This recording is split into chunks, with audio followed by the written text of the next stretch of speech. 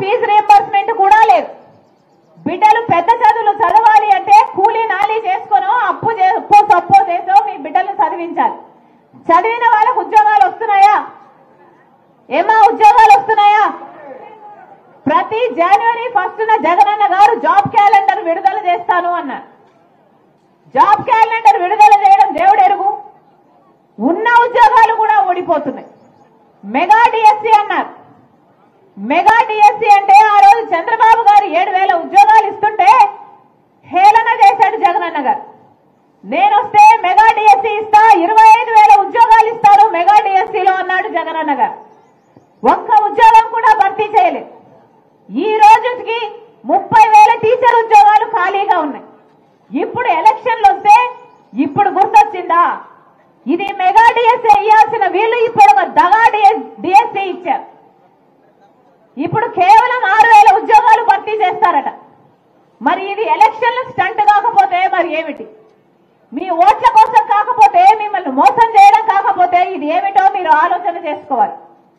ఒక పక్కేమో ఖర్చులు ఎక్కువైపోయాయి, ఒక పక్కేమో బిడ్డలకు ఉద్యోగాలు లేవు. పోనీ ప్రైవేట్ గా చేసుకుందాము అంటే పరిశ్రమలు లేవు. మనకు స్పెషల్ స్టేటస్ రాలేదు కాబట్టి పెద్ద పరిశ్రమలు రావు. పెద్ద పరిశ్రమలు రాకపోతే బిడ్డలకు ఉద్యోగాలు రావు. మరి మీరు బిడ్డలన్నీ ఏం కావాలి అంటే మన బిడ్డలు ఇక్కడ బతకడానికి అవకాశం లేక వేరే వేరే రాష్ట్రాలకు వలసల్లిపోవాలి. ఆఖరికి మన రాష్ట్రంలో అసలు యువతే లేకుండా పోతారు. మన బిడ్డలందరూ వదిలేసిపోతారు. మనకు పర్వాలేదా? ఏమా పర్వాలేదా? ఉద్యోగాలే లేకుండా పోయాయి, బిడ్డలే లేకుండా పోతారు.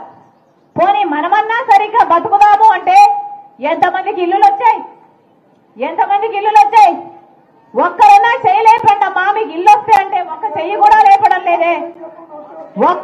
ఒక్కరికంటే ఒక్కరికి జగనన్న గారు వాగ్దానం చేసింది 25 లక్షల పేదలకు ఇల్లులు కట్టిస్తానని చెప్పాడు. ఎన్ని కట్టారు? ఎంతమందికి ఇల్లు వచ్చింది అంటే ఒక్కరు కూడా చేయలేపడం లేదే.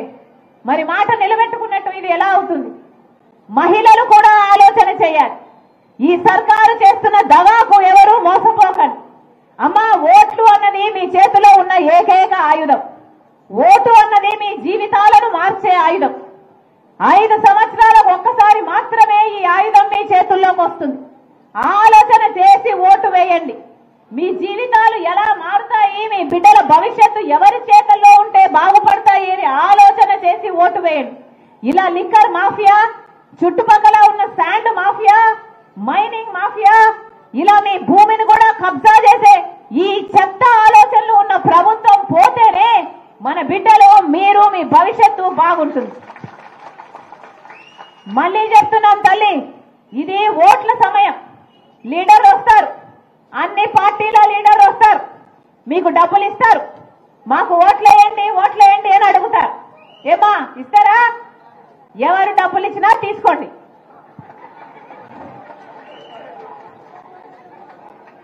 ఎవరు ఎన్ని డబ్బులు ఇస్తే అన్ని డబ్బులు తీసుకోండి. మీ డబ్బులే మీ చేతుల్లో పెడుతున్నారు, తీసుకోండి. ఇదిగో చుట్టుపక్కల శాండ్ మాఫియా చేస్తున్నారే, ఈ శాండ్ మాఫియాతో సంపాదించిన డబ్బులే, మీ డబ్బులే. లిక్కర్ మాఫియా చేస్తున్నారే, మీ మొగుళ్ళ దగ్గర తీసేసుకున్న డబ్బులు, ఆయే డబ్బులు మళ్ళీ మీకు ఇస్తారు, తీసుకోండి. మీ డబ్బులే. ఇంకా ఇమ్మని అడిగి వసూలు చేసుకోండి. ఎవరు ఎన్ని డబ్బులు ఇచ్చినా తీసుకోండి. కానీ ఓటు మాత్రం మీ ఆలోచన అయి ఉండాలి. మీరు మనసు పెట్టి, మీరు మైండ్ పెట్టి ఆలోచన చేయండి. ఎవరైతే మనకు ప్రత్యేక హోదా వస్తుంది, ఇట్లా జగనన్న గారైనా టీడీపీ అయినా, వీళ్ళిద్దరూ బీజేపీ పార్టీకి అమ్ముడుపోయారు. మొదటి 5 సంవత్సరాలు చంద్రబాబు గారికి అవకాశం ఇచ్చి చూశాం. ఇప్పుడు 5 సంవత్సరాలు జగనన్న గారికి అవకాశం ఇచ్చి చూశాం. ఒక్కసారైనా మనకు ప్రత్యేక హోదా కావాలి అని నిజమైన పోరాటాలు ఎవరైనా చేశారా? ఎవరైనా ప్రత్యేక హోదా కావాలనో, మనకు పోలవరం కావాలనో, మనకు రాజధాని కావాలి అనో ఒక్కరంటే ఒక్కరు కూడా నిజమైన పోరాటం చేసింది లేదు. మళ్ళీ దగా పడకండి. ఒక్క కాంగ్రెస్ పార్టీ ఒక్కటే. రాహుల్ గాంధీ గారు చెప్పిన అంశం, నేను ప్రధానమంత్రి అయిన మొట్టమొదటి రోజునే మొట్టమొదటి ఫైలు మీద సంతకం పెట్టబోయేది ఆంధ్రప్రదేశ్ రాష్ట్రానికి ప్రత్యేక హోదా మీద అని చెప్పాడు రాహుల్ గాంధీ గారు. 5,500 కోట్ల రూపాయలు పెట్టి అనేక అభివృద్ధి కార్యక్రమాలు, సంక్షేమ కార్యక్రమాలతో మీ ముందుకు వచ్చినటువంటి వ్యక్తి జగన్మోహన్ రెడ్డి గారు, చంద్రబాబు నాయుడు గారు, పవన్ కళ్యాణ్, బీజేపీ వీళ్ళందరూ కలిసి జగన్మోహన్ రెడ్డి గారిని ఓడించలేక కలిసి పోటీ చేయాలని చెప్పి నిర్ణయం తీసుకున్నారు. ఏదేమైనప్పటికీ పైన దేవుడు ఉన్నాడు, ఇక్కడ ప్రజలు ఉన్నారు. నేను చేసినటువంటి మంచి నన్ను గెలిపిస్తుంది. నేను మీకు మంచి చేశానని చెప్పి మీరు భావిస్తే మీరు నాకు ఓటేయనని చెప్పి ధైర్యంగా దమ్ముగా మీ తీర్పు కోసం ఎదురు చూస్తున్నటువంటి వ్యక్తి జగన్మోహన్ రెడ్డి గారు, వైఎస్ఆర్ కాంగ్రెస్ పార్టీ. నా ఎస్సీలు, నా బీసీలు, నా ఎస్టీలు, నా మైనార్టీలు అని దమ్ముగా మాట్లాడగలిగినటువంటి ఈ భారతదేశంలో ఉన్నటువంటి ఏకైక రాజకీయ నాయకుడు ఎవడన్నా ఉన్నాడంటే వైఎస్ జగన్మోహన్ రెడ్డి గారు ఒక్కడే. 40 సంవత్సరాల ఇండస్ట్రీ ఏం చెబుతాడు చంద్రబాబు నాయుడు. దమ్ముంటే అనుమానంగా నా ఎస్టీలు, నా బీసీలు, నా మైనార్టీలు అని చెప్పి దమ్ముంటే చంద్రబాబు నాయుడు అనుమానం చెప్పండి. ఎవరో కూడా అనగలిగినటువంటి దమ్ము, ధైర్యం ఈ రాజకీయ చరిత్రలో ఎవరికీ లేదు. ఈరోజు ఈ కృష్ణా జిల్లాలో జిల్లా పరిషత్ చైర్మన్ జనరల్ అయింది. జనరల్ అంటే ఓసీ పోటీ చేస్తారు, ఓసీ అంటే కమ్మాళ్ళు పోటీ చేస్తారు.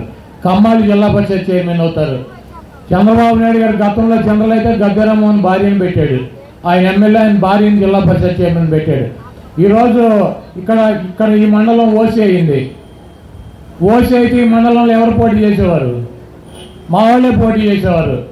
జగన్మోహన్ రెడ్డి ఆరిగాన్ని పెట్టి గెలిపించుకురమ్మని చెప్తే తీసుకొచ్చి బీసీ సామాజిక వర్గానికి సంబంధించినటువంటి హారికాని ఇక్కడ జడ్పీటీసీగా పెడితే మరి ఆవిడికి జనరల్ సీట్లో జిల్లా పరిషత్ చైర్మన్ ఇవ్వడం జరిగింది. ఈరోజు బీసీలకి ఈ రాష్ట్రంలో ఎంపీలు కావచ్చు, ఎమ్మెల్యేలు కావచ్చు, జిల్లా పరిషత్తులు కావచ్చు, రాజ్యసభలు కావచ్చు, మేయర్లు కావచ్చు, కార్పొరేషన్లు కావచ్చు, లేకపోతే ఆయన క్యాబినెట్లో మంత్రులు నాబోటాలను కూడా తీసేసి మరి పక్కన ఉన్నటువంటి జోగి రమేష్ని ఇవ్వడం జరిగింది. బీసీలకి, ఎస్సీలకి, మైనార్టీలకి,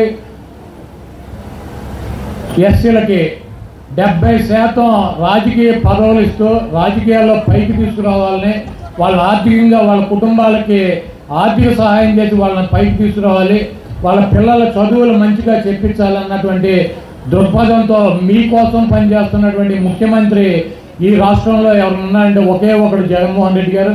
తప్పకుండా మీరందరూ కూడా ఆలోచించుకోవాలి. ఎన్నికల సమయం వచ్చింది.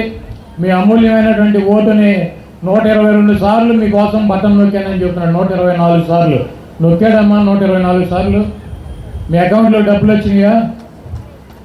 మీకు కనుక మంచి జరిగిందని చెప్తే భావిస్తే తప్పకుండా ఒక్కసారి జగన్మోహన్ రెడ్డి గారి కోసం మీరు బూత్కి వెళ్ళి 2 బటన్లని ఆయన కోసం ఫ్యాన్ గుర్తు మీద నొక్కమని చెప్పి అడుగుతున్నారు. మీకోసం 124 సార్లు బటన్ నొక్కినటువంటి జగన్మోహన్ రెడ్డి గారి కోసం మీరందరూ ఒక్కసారి బూత్కి వెళ్ళి ఒక్క బటన్లో 2 బటన్లు కనుక ఒకసారి నొక్కినట్లయితే శాశ్వతంగా చంద్రముఖి చంద్రగ్రహణం పేడ విరగడవుతుందని చెప్పి మన జగన్మోహన్ రెడ్డి గారు చెప్పారు. లేకపోతే మీరు 2019లో ఈవీఎంలో బంధించినటువంటి చంద్రముఖి సైకిల్ ఎక్కి టీ గ్లాస్ పట్టుకుని లకమని చెప్పి మీ ఇళ్ళకు వచ్చి మీ రక్తాన్ని డ్రాకులలాగా పీలుస్తాడని చెప్పారు. తప్పకుండా 2024లో కూడా మీ ఓటు అనేటువంటి ఆయుధంతో ఈ చంద్రముఖిని సైకిల్ ఎక్కకుండా గ్లాసు పట్టుకోండి. ఇప్పుడు చెవులో పువ్వు పెట్టుకుంటే రాత్రి ఢిల్లీ వెళ్ళాడు, అది తెచ్చి మనకు పెడతాడు, ఆయన పెట్టుకోడు. నిన్న సాయంత్రం అర్జెంటుగా బయలుదేరాలి, రమ్మన్నారని ఢిల్లీ వెళ్ళిపోయాడు ఫ్లైట్ వేసుకుని. దేనికి రంటే కమలం పువ్వు తెస్తాడంట. ఎందుకు చేస్తాడంటే ఇక్కడ రాష్ట్రంలో పిచ్చోళ్ళు ఉన్నారు, వాళ్ళు చెవుల్లో పెడతాను, నేను స్టోరీలు చెప్తాను అని చెప్తున్నాడు. కాబట్టి మీ ఓటు అనేటువంటి ఆయుధంతో ఆ చంద్రముఖిని ఆ ఈవీఎం బాక్స్లో కనుక ఈసారి బంధించినట్లయితే శాశ్వతంగా ఇక 2029కి చంద్రముఖి ఉండదు, చంద్రగ్రహణం ఉండదు, ప్రశాంతంగా ఈ రాష్ట్ర ప్రజలు బతుకుతారు.